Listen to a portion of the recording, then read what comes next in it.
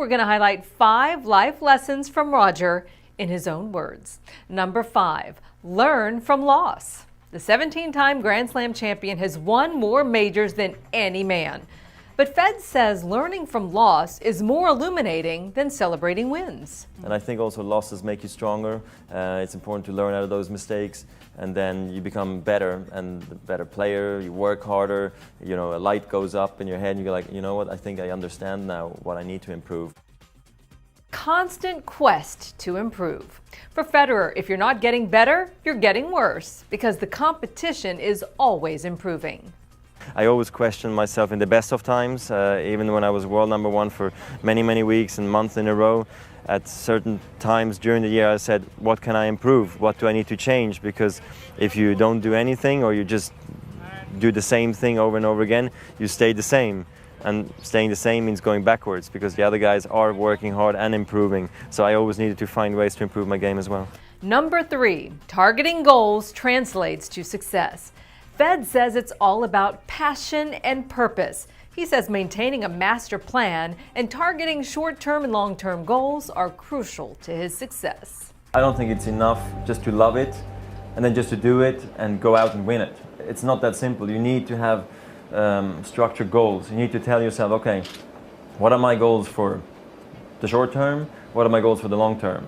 Now that I've accomplished almost everything, I'm supposed to go out on the tennis court thinking, let's just play free, it's just hit the ball, who cares, you know? But this is not how you're going to win matches, because it comes down to margins, and you have to be so clear in your mind exactly what you want to do and what you want to achieve. And for me, it doesn't work without any goals, without any targets. I cannot compete properly. Number 2, keep calm under stress. Believe it or not, Roger Federer wasn't always the calm competitor we see today. Early on, he had a bit of a wild side, something he talked about with Charlie Rose after he won the 2004 U.S. Open. I screamed, I swore, I threw my racket, I acted bad, everything is against me, you know, I can't play in these conditions. I would always speak very, very negative, you know. Yeah. And how did you overcome it? Well, all my coaches have always told me, listen, you gotta relax, otherwise you can't play. You're losing way too much energy on these little things, you know. So Federer says his transformation came from channeling positive energy into his game and himself. Actually, it was only myself who could tell myself, now, Roger, you have to calm down. Otherwise, it's not gonna last, because you're losing way too much energy. And I started to feel embarrassed at times, you know, playing on a center court and throwing my racket, breaking them and hitting balls all over the place. And so I stopped, and I'm really focused. And number 1, play to your strength and believe in yourself. In tennis, working on your weaknesses makes you maybe an overall complete player, but you won't be dangerous anymore, you know. So I think you can sometimes relate to that in some businesses as well. That's why I like to work on the strength, and it's really helped me throughout my career.